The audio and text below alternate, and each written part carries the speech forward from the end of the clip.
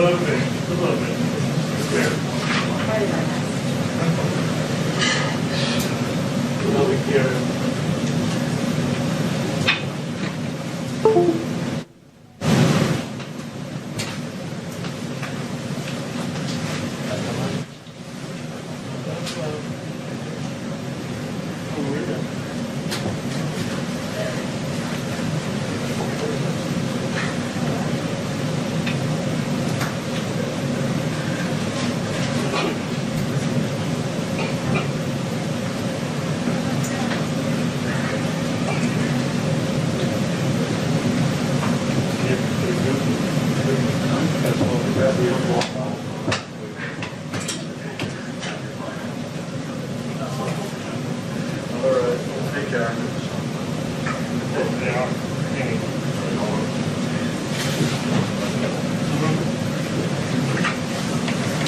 p.m. Eastern Time. The President will speak in Charlotte. We'll have that live for you. And then at immediately following that, we will have our remarks beginning at the rally, peaceful protest in Jacksonville with Liz Willis and Father Frank Pavone.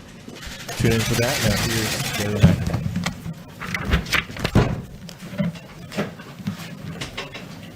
Good afternoon, everyone. The radicals are in control of the Democrat Party.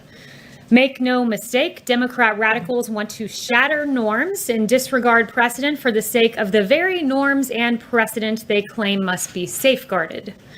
They've proposed court packing, an egregious idea.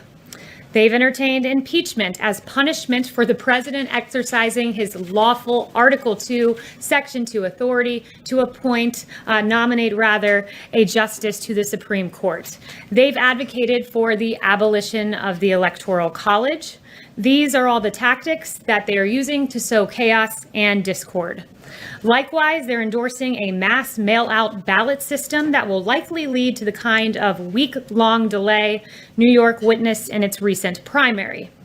Far-left radicals resort to tactics like this to push their extreme agenda because they cannot win on the merits. They cannot succeed based on the will of the American people.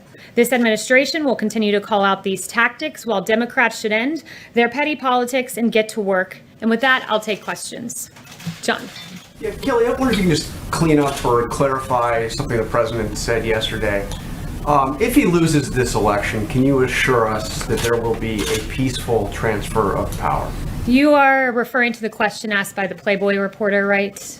I'm referring to you with the president being asked if there would be a peaceful transfer of power, and he did not say yes. Yeah, so I believe. I'm asking you, will there be a peaceful transfer of power if he loses this election? I believe that question asked by the Playboy Power. In fact, I think I have it right here.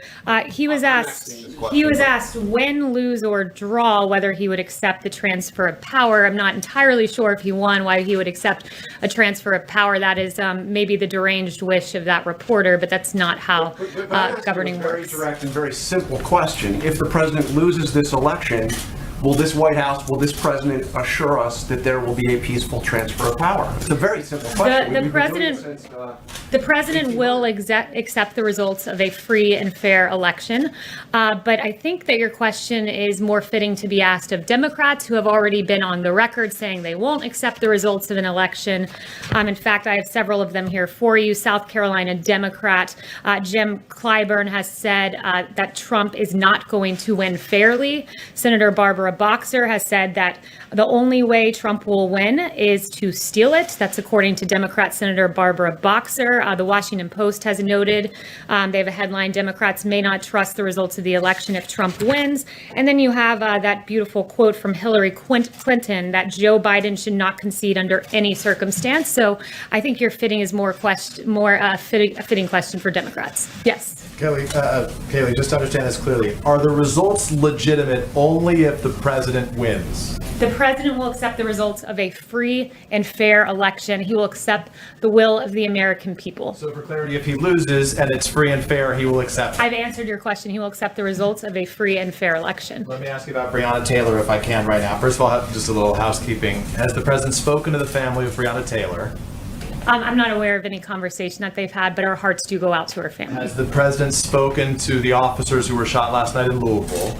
I'm not aware of any conversations. So the president spoke to the officers who were shot in Los Angeles, but to this point, there's no indication the president at any point over the last several Brianna Taylor. I guess why not? The president routinely speaks to victims of horrendous tragedies. I've been here when he's met with the parents who lost their children to instances of police brutality. It was a really beautiful meeting, and the president consoled them. He's talked to the widows who've lost their husbands to police officers. He's spoken to widows of fallen soldiers. He routinely reaches out to victims of all kinds of atrocities, and he'll continue to do that. What is the president's message to the family of Brianna? I heard what you said, we grieve for them. But what is the president's message to the family of Brianna Taylor that does not believe they received justice? That our hearts go out to her. It was a horrible tragedy that happened, and that our hearts also are with the 2 police officers who were shot last night in the Louisville riots. When you say our, you mean the White House, including the Yes, president? I speak on behalf of the president. Yes. His thoughts, go ahead. I am the president's spokesperson. I speak on his behalf, In Peter. fact, one of the aides just said that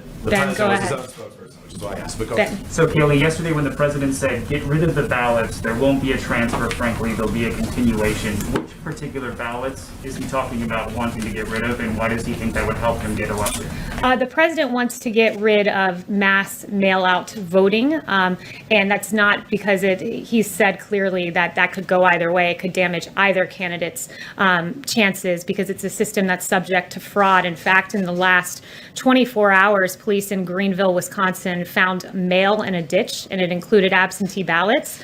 And also, I can confirm for you that Trump ballots for the president were found in Pennsylvania, and I believe you should be getting more information on that shortly. Here in the last 24 hours, they were found cast aside. So why in the past hour did the president tweet out, vote by mail ballots in my home state of Florida begin going out today, make sure you request yours, fill it out, and send it in? The president has always made the distinction that absentee ballots, where you go through a process where you request a ballot and you mail that in, that is a system that works, but a system where you mass mail out to voter rolls, which are not kept and maintained, where in Los Angeles County, for instance, you have 120% of the county enrolled. That system is untenable. It doesn't work. It leads to what we saw in Nevada, where there were ballots languishing in trash cans and pinned to apartment boards. Okay, and finally, today FBI Director Wray testified on the Hill that he has not seen historically any kind of coordinated national voter fraud effort in a major election, whether it's by mail or otherwise.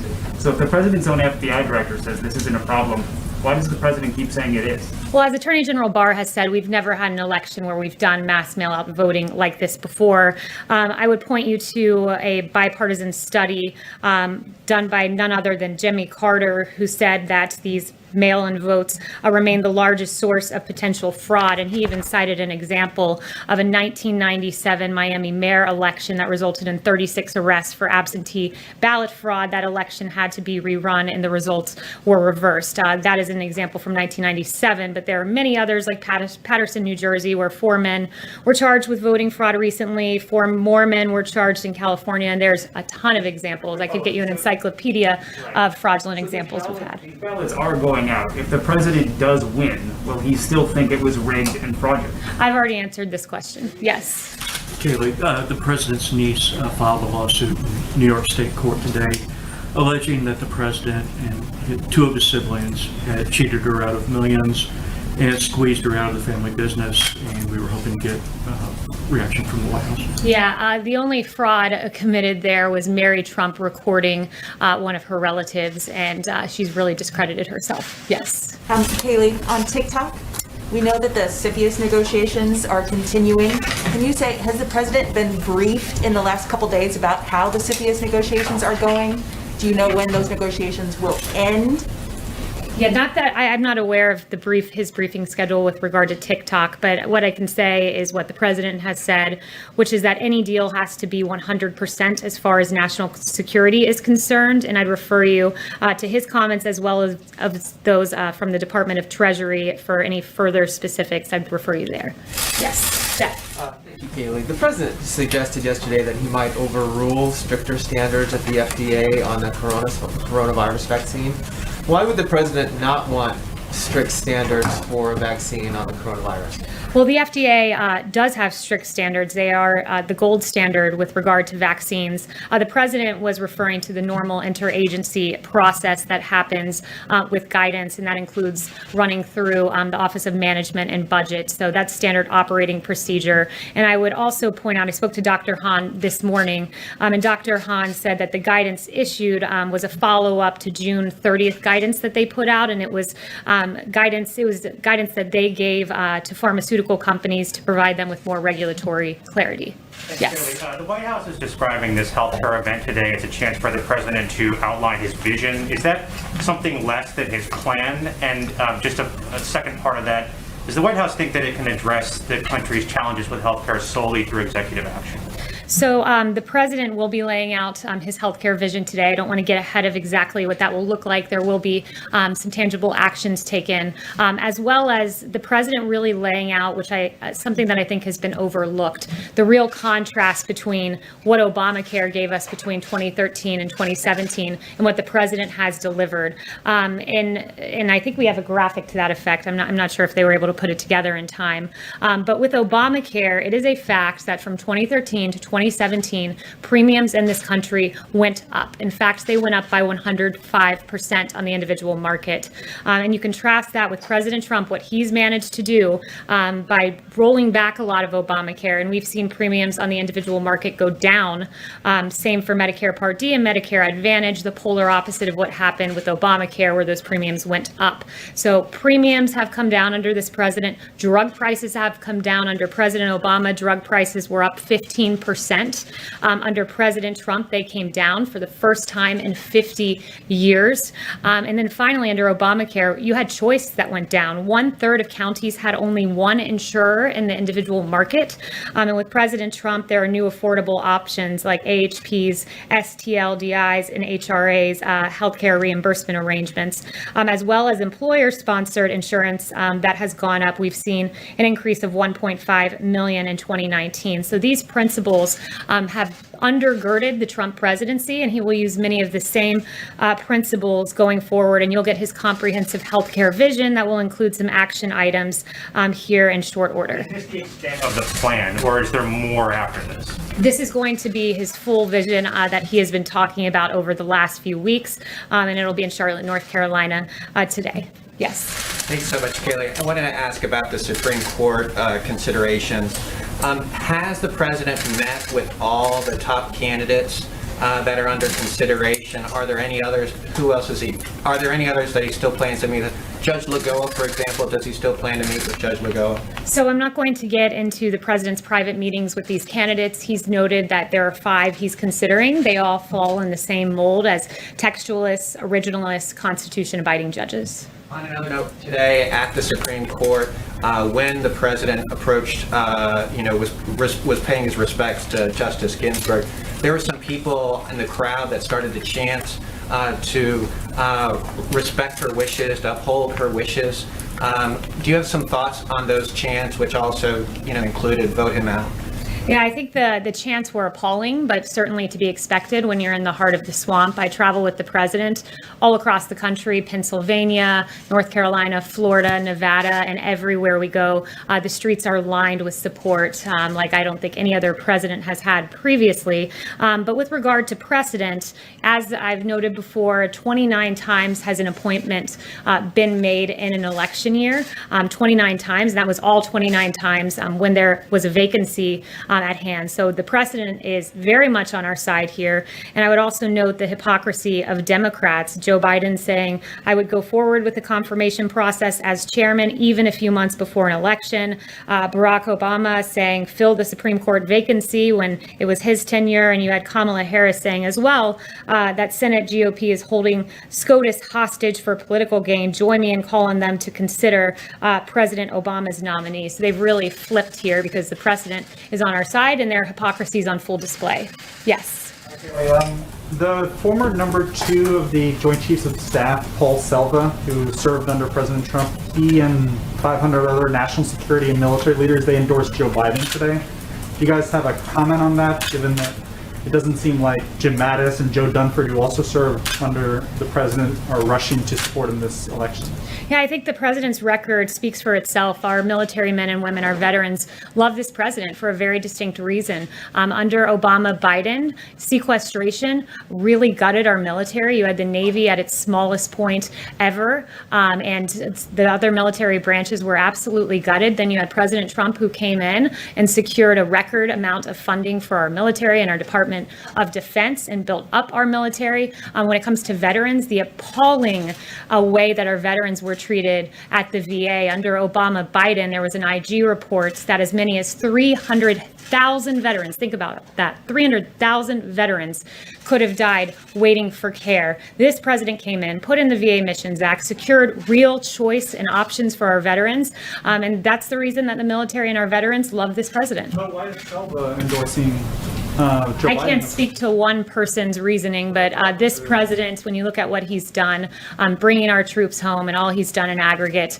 the rank and file in this military love this president. Yes. Thanks, Kayleigh. Two quick follow-ups on what's been discussed earlier. Does the president still have confidence in the FDA commissioner based on his comments yesterday? There are no changes. Dr. Hahn is FDA commissioner, so yes. And then to follow up, you said that you thought the chants outside the Supreme Court this morning were appalling. Is there any issue with people peaceably demonstrating and chanting at the president? No, of course, everyone has a First Amendment in this country, but I thought it was an appalling and disrespectful thing to do as the president honored Justice Ginsburg. Yes. What was the emergency call the president left yesterday's briefing to take? I'm not going to get into a readout of the president's calls, but he regularly takes very important phone calls. Yes. Thank you, Deborah.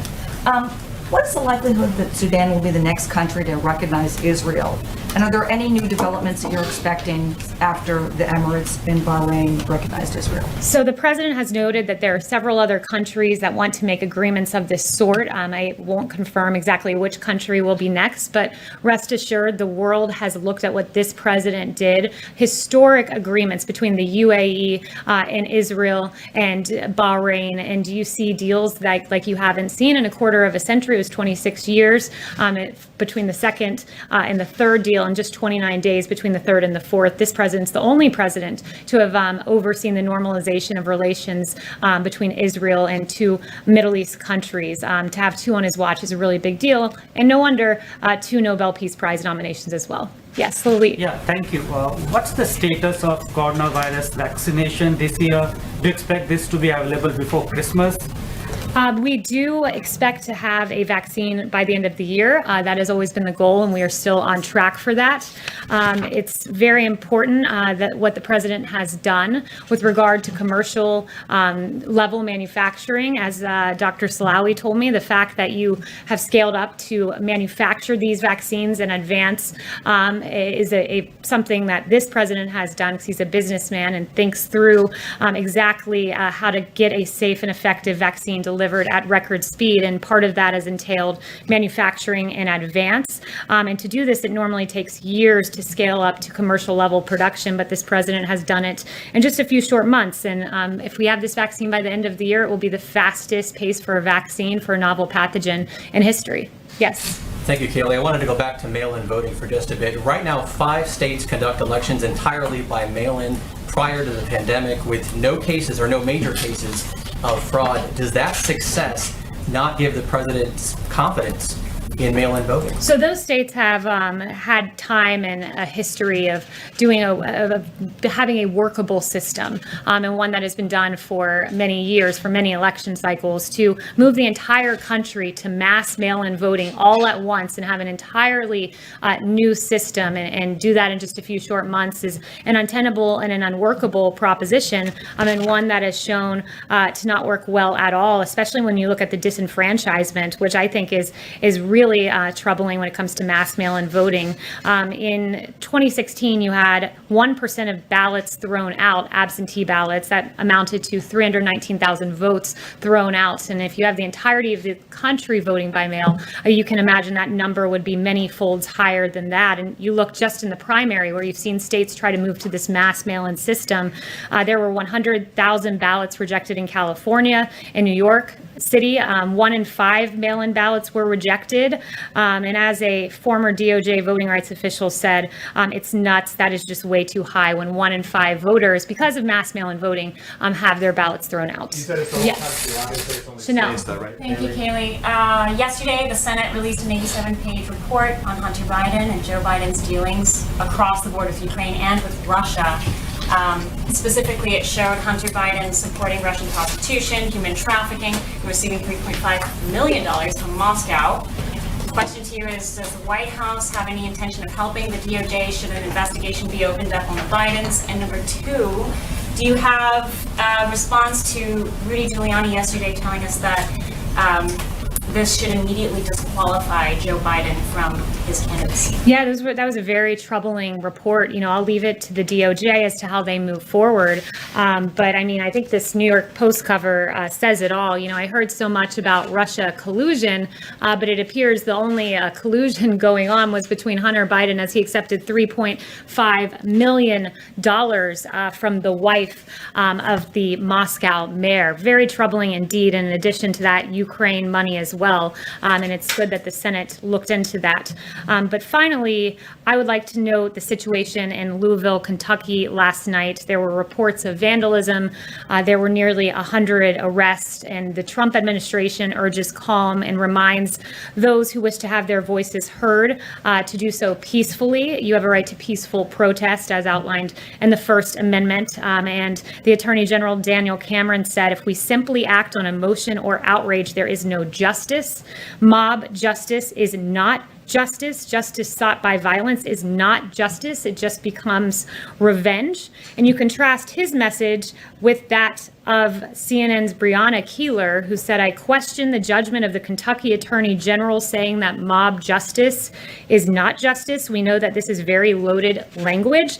That's an appalling statement from Brianna Kayleigh at CNN. And what is outrageous about this take is that mob justice is not justice. Hours later, after this comment was made on CNN, 2 police officers were shot. This is not justice. This has nothing to do with politics. It has everything to do with the value of human life and the safety and security of our American cities. And across the country, we've seen our police officers come under fire in the line of duty. In Los Angeles, there was an ambush attempt on 2 police officers. In Phoenix, a U.S. Marshal was ambushed and shot outside a federal courthouse. In Linwood, California, a suspect approached a patrol car and fired a handgun into the passenger side window. And in Suffolk, Virginia, a suspect opened fire on a marked police car, hitting the vehicle 3 times. Our police officers deserve our respect, and the violence that is being committed towards them, and this was just in the last week and a half, is outrageous. And the words of CNN and of Brianna Kayleigh are outrageous, irresponsible, and we should never hear statements like that, followed by hours later, 2 police officers being shot. Kayleigh, what does the president believe the protest?